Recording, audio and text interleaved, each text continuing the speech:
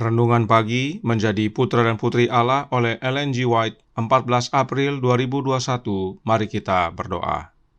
Bapa kami yang di sorga, Allah pencipta langit dan bumi, laut dan segala isinya, Allah yang maha besar, maha kuasa, sumber segalanya, yang kami sembah selalu melalui anak-Mu yang tunggal, Yesus Kristus. Terpujilah Yesus, anak Allah yang maha tinggi, yang adalah gembala yang baik bagi kami. Pada pagi hari ini kami bersyukur boleh bangun dan berbakti, dan sebagaimana membaca dan mendengarkan nasihat-Mu, kiranya Roh-Mu ya Yesus menuntun hati dan pikiran kami ke dalam seluruh kebenaran, dan hidup kami diubahkan.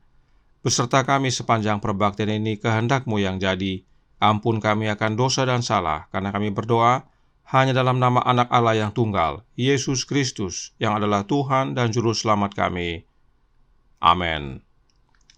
Renungan hari ini akan dibacakan oleh Saudara Rio Ayorbaba. Silakan Saudara Rio. Selamat pagi. Renungan pagi kita pada hari ini menjadi Putra dan Putri Allah, 14 April 2021, berjudul Pikiran Ditujukan kepada Kristus. Ayat inti kita terdapat di dalam Amsal 10 ayat 9. Siapa bersih kelakuannya aman jalannya, tetapi siapa berliku-liku jalannya akan diketahui. Langkah yang paling pertama di jalan kepada hidup ialah menunjukkan pikiran kepada Allah, senantiasa takut kepadanya. Suatu penyimpangan tunggal dari integritas moral menumpulkan kata hati dan membuka pintu kepada pencobaan yang berikut. Siapa bersih kelakuannya aman jalannya, tetapi siapa berliku-liku jalannya akan diketahui. Kita diperintahkan supaya mengasihi Allah dengan setinggi-tingginya dan mengasihi sesama kita manusia seperti diri kita sendiri, tetapi pengalaman hidup sehari-hari menunjukkan bahwa hukum ini tidak diindahkan. Kejujuran dalam transaksi dan integritas moral akan menjamin kemurahan Allah dan membuat seseorang menjadi berkat pada dirinya sendiri dan kepada masyarakat. Tetapi di tengah-tengah pencobaan yang beraneka ragam, yang menyerang seseorang kemana saja ia melangkah, mustahillah memeliharakan kata hati yang jernih dan persetujuan surga tanpa bantuan ilahi dan suatu prinsip untuk mengasihi kejujuran demi kebenaran. Suatu tabiat yang diakui Allah dan manusia, itulah yang harus lebih disukai daripada kekayaan. Dasarnya harus diletakkan luas dan dalam, bersandar pada batu karang Kristus Yesus. Ada terlalu banyak orang yang mengaku bekerja dari dasar yang benar itu, yang perlakuannya tidak tepat, menunjukkan mereka sedang membangun atas pasir. Tetapi topan besar itu akan menghanyutkan fondasi mereka, dan mereka pun tidak akan mempunyai perlindungan. Apakah orang-orang ini melihat hari yang akan datang? Ataukah mata mereka terlalu kelam untuk melihat melalui kabut keduniawian yang penuh hawa busuk, bahwa kehormatan dan integritas tidak dihargai dalam koin dunia ini? Apakah Allah akan memberikan penghargaan kebaikan hanya karena sukses secara duniawi saja? Nama mereka itu telah diukirnya pada telapak tangannya sebagai waris kepada kehormatan yang kekal, kekayaan-kekayaan yang tiada akan binasa, berdiam di atas keindahan, kebaikan, belas kasihan, dan kasih Yesus adalah memperkuat mental dan moral, dan sementara pikiran terus dilatih untuk melakukan pekerjaan Kristus, untuk menjadi anak yang patuh, engkau akan secara rutin menanyakan, apakah ini jalan Tuhan? Terima kasih. Terima kasih atas penata layanan Saudara Rio. Tuhan Yesus memberkati. Selamat pagi saudaraku dalam Tuhan.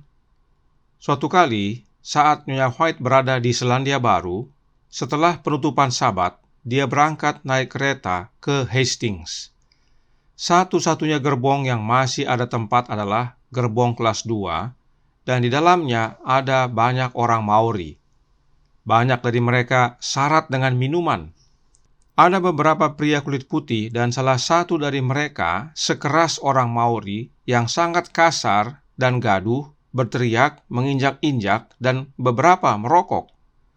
Melihat semua hal ini, apa yang dilakukan oleh Nyonya White? Manuskrip Releases Volume 4 halaman 102 paragraf 1 menceritakan, "Saya harus berusaha untuk memusatkan pikiran saya pada Yesus dan meminta kasih karunia-Nya untuk menopang dan menghibur saya."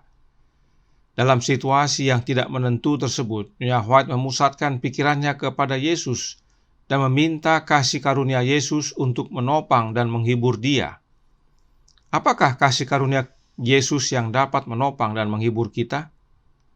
Membina Kehidupan Abadi halaman 188 paragraf 2 berkata, "Kelembutan dan pengasihan yang telah ditunjukkan Kristus dalam hidupnya sendiri yang berharga itu akan terlihat dalam diri orang yang menjadi peserta karunia-Nya.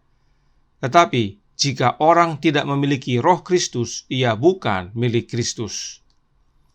Peserta karunia-Nya artinya penerima kasih karunia Kristus. Mereka yang menerima kasih karunia Kristus akan menunjukkan kelembutan dan pengasihan yang telah Yesus hidupkan. Bagaimana caranya?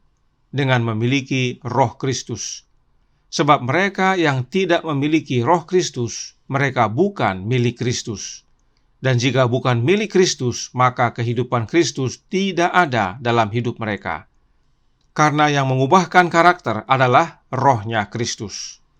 Nah, masih dalam buku yang sama dan bab yang sama, namun pada paragraf yang sebelumnya, Nyonya White menuliskan, Membina Kehidupan Abadi halaman 188 paragraf 1 yang berbunyi, "Apabila seseorang berpaling jauh dari kelemahan-kelemahan manusia untuk memandang Yesus, suatu perubahan terjadi dalam tabiat.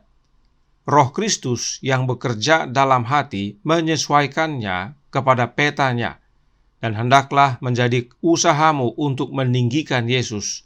Hendaklah mata pikiran diarahkan kepada Anak Domba Allah yang menghapus dosa dunia."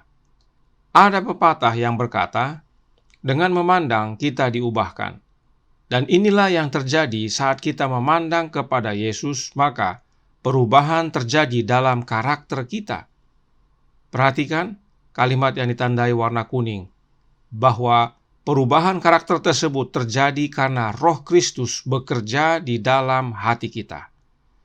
Dan dalam kutipan sebelumnya dikatakan bahwa karakter Kristus, yaitu kelembutan dan pengasihan, ditunjukkan oleh mereka yang telah menerima kasih karunia Yesus. Kemudian lihat juga kalimat warna merah yang berkata, "Hendaklah mata pikiran diarahkan kepada Anak Domba Allah." Artinya, pikiran kita ditujukan kepada Yesus. Karenanya, ada hubungan antara memusatkan pikiran kita kepada Yesus dengan menerima kasih karunia Kristus, yang adalah Roh-Nya Kristus itu sendiri. Tidak heran dalam kutipan yang tadi kita sudah baca, Nyonya White menuliskan, Manuskrip Releases, Volume 4, halaman 102, paragraf 1. Dia berkata, "Saya harus berusaha untuk memusatkan pikiran saya pada Yesus untuk meminta kasih karunia-Nya untuk menopang dan menghibur saya." Jadi, saat dalam situasi yang tidak menentu, Nyonya White memusatkan pikirannya pada Yesus dan meminta agar Roh-Nya Yesus menopang dan menghibur Nyonya White. Nah, apakah Roh Kristus itu adalah penghibur kita? Karena dikatakan Nyonya White memusatkan pikiran untuk meminta kasih karunia Yesus yang adalah Roh-Nya Yesus itu sendiri untuk menopang dan menghibur dia. Berarti Roh-Nya Yesus adalah penghibur. Apakah demikian? Kita baca dalam Ye Shall Receive Power halaman 170 paragraf 3 yang menjelaskan, "Tetapi meskipun mereka tidak dapat mengerti, Dia mengatakan kepada mereka bahwa Dia akan mengirimkan penghibur yang akan memimpin mereka ke dalam seluruh kebenaran. kita harus berada dalam posisi di mana kita dapat memahami pengajaran, pimpinan, dan pekerjaan Roh Kristus. Penghibur yang Yesus maksudkan adalah Roh-Nya sendiri, yaitu Roh Kristus. Sebagaimana pelajaran-pelajaran sebelumnya berulang-ulang, Roh Nubuat menyatakan bahwa penghibur tersebut adalah Yesus Kristus itu sendiri yang hadir melalui kehadiran Roh-Nya, Roh Kristus. Sebab Roh Kristus inilah yang mengubahkan karakter kita. Renungan hari ini berkata dalam Menjadi Putra dan Putri Allah halaman 115 paragraf 2. Suatu tabiat yang diakui Allah dan manusia itulah yang harus lebih disukai daripada kekayaan. Kenapa karakter yang diakui Allah dan manusia ini lebih disukai daripada kekayaan? Karena karakter yang Allah akui adalah karakter yang sempurna, yaitu karakternya Yesus. Roh Nubuat menyatakan dalam Christ Object Lesson halaman 311 paragraf 4 yang berbunyi, jubah ini yang ditenun pada alat tenun surga tidak memiliki satu benang pun dari rancangan manusia. Kristus dalam kemanusiaannya menciptakan karakter yang sempurna, dan karakter ini Dia tawarkan untuk diberikan kepada kita. Segala kesalehan kami seperti kain kotor. Yesaya 64 ayat 6. Jubah kebenaran Kristus adalah karakternya Yesus, dan karakter Yesus yang sempurna ini ditawarkan kepada kita. Bagaimana caranya untuk kita dapat menerima karakter Yesus? Sketches from the Life of Paul, halaman 296 paragraf 1, berkata, Roh Kristus akan mengerahkan kuasanya yang memperbaharui dan menyempurnakan karakter semua orang yang akan taat dan setia. Kehadiran Kristus dalam hati kita melalui kehadiran Roh-Nya yang adalah kuasa untuk memperbaharui dan menyempurnakan akan karakter kita menjadi serupa dengan Dia. Roh Kristus inilah jubah kebenaran yang harus kita pakai. Itulah karakter Yesus yang sempurna. Nah, apakah pentingnya karakter yang sempurna ini? Mari kita baca dua kutipan berikut ini. Yang pertama dalam The Review and Herald, Juni 11 tahun 1898 paragraf 8, yang berbunyi, kita harus mencapai kesempurnaan karakter atau kita tidak akan pernah bisa mewarisi kerajaan sorga. Kemudian dalam suratnya nomor 95 tahun 1901 paragraf 25, Nyonya White menuliskan, karakter yang dibentuk di sini haruslah serupa dengan karakter Kristus, atau kita tidak akan pernah bisa mendengar sambutan, mari hai kamu yang diberkati oleh Bapa-Ku, terimalah kerajaan yang telah disediakan bagimu sejak dunia dijadikan. Inilah alasannya mengapa karakter yang diakui Allah dan manusia lebih dihargai daripada kekayaan. Sebab karakter yang diakui Allah adalah karakter Yesus yang sempurna, dan itu dapat kita miliki dengan menerima kasih karunia-Nya yang adalah Roh-Nya Kristus, agar karakter kita diubahkan menjadi sama dengan karakter Yesus, sehingga kita dapat mewarisi kerajaan sorga. Ini kebenaran yang sangat penting setiap umat perlu pahami, sebab masih ada umat dan pendeta Gereja Masehi Advent Hari ke-7 yang menolak Roh Kristus dan berkata bahwa mereka diselamatkan oleh kasih karunia Kristus. Ini tandanya mereka belum belajar dengan benar akan Alkitab dan Roh Nubuat. Benar, kita diselamatkan oleh kasih karunia Kristus. Namun bagaimana caranya? Yaitu dengan menerima Roh-Nya yang adalah hidupnya, karakternya. Sebab memang kita diselamatkan bukan hasil usaha kita, tetapi oleh kasih karunia Kristus, yaitu hidupnya, karakternya, Roh-Nya yang bekerja dalam hidup kita. Hidup kita digantikan oleh hidup Yesus. Alkitab berkata dalam Kolose 3 ayat 4 yang berbunyi, apabila Kristus yang adalah hidup kita menyatakan diri kelak, kamu pun akan menyatakan diri bersama dengan Dia dalam kemuliaan. Alkitab menyatakan bahwa Roh itu sama dengan hidup. Baca Yohanes 6 ayat 63, dan bahwa Yesus adalah Roh yang menghidupkan. 1 Korintus 15 ayat 45. Karenanya, apabila Kristus yang adalah hidup kita Artinya, hidup Yesus menggantikan hidup kita, atau yang Paulus katakan, namun aku hidup, tetapi bukan lagi aku sendiri yang hidup, melainkan Kristus yang hidup di dalam aku.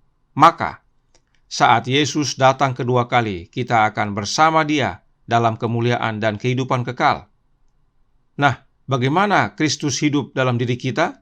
Melalui kehadiran Roh-Nya, Roh Kristus. Inilah kasih karunia Yesus tersebut. Lalu, apakah hubungannya karakter dengan hidup Yesus? Karakter adalah buah-buah kehidupan Yesus yang sempurna. Dan karakter Kristus inilah yang harus kita miliki jika kita mau selamat. Karenanya, jika saudara percaya bahwa saudara diselamatkan oleh kasih karunia Kristus, itu sudah baik. Tetapi jangan lupa untuk menerima Roh-Nya, yaitu Roh Kristus. Karena itulah wujud kasih karunia Kristus dalam hidup kita. Karena Roh Kristuslah yang mengubahkan karakter kita. Itulah jubah kebenaran Kristus.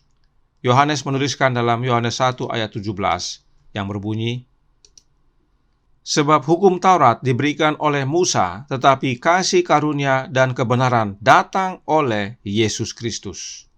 Jelas, kasih karunia datang oleh Yesus Kristus. Tidak heran, penting sekali kita menerima kasih karunia Yesus Kristus. Inilah pentingnya kita memusatkan pikiran kita kepada Yesus, agar kasih karunia-Nya yang adalah Roh Kristus, yang sama dengan penghibur, menjadi bagian kita. Sebagai penutup, Roh Nubuat menyatakan dalam Review and Herald Juli 12 tahun 1887 paragraf 3 yang berkata, dan kami mau dengan iman yang hidup untuk menggenggam janji itu dan berkata, Allah telah berfirman bahwa berkat adalah milikku.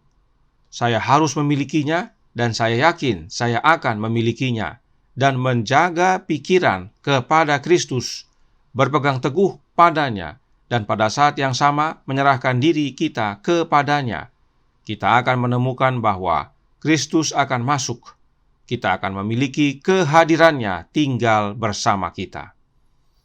Saat kita menjaga pikiran kita berpusat pada Kristus, maka kita menemukan bahwa Yesus akan masuk, yaitu masuk dalam hati kita, dan kita akan memiliki Kristus tinggal dalam hidup kita, bersama kita. Maka, kita didapati bersih kelakuannya, serta aman jalannya di dalam Yesus. Dan Dia hadir melalui kehadiran Roh-Nya yang kudus, Roh Kristus. Itulah kasih karunia Kristus bagi kita. Tuhan memberkati, saya bawa dalam nama Yesus. Amin. Mari kita berdoa. Bapa kami yang di sorga, Allah pencipta langit dan bumi, laut dan segala isinya, Allah yang maha besar, maha kuasa, sumber segalanya, yang kami sembah selalu melalui anak-Mu yang tunggal, Yesus Kristus. Terima kasih atas nasihat yang penting bagi kami pada pagi hari ini, agar kami memahami pentingnya memusatkan perhatian pikiran kami kepada Kristus dan menerima kasih karunia-Nya yang adalah kehadiran Roh-Nya yang kudus dalam hati kami. Sebab Roh Kristuslah yang mengubahkan karakter kami, dan bila mana karakter kami sempurna sama seperti Yesus, kerajaan sorga menjadi bagian hidup kami. Tolong kami ya Bapa, beserta kami sepanjang hari ini, curahkan Roh anak-Mu dalam hati ini, kehendak-Mu yang jadi. Ampun kami akan dosa dan salah, karena kami berdoa hanya dalam nama anak Allah yang tunggal, Yesus Kristus, yang adalah Tuhan dan Juru Selamat kami. Amin.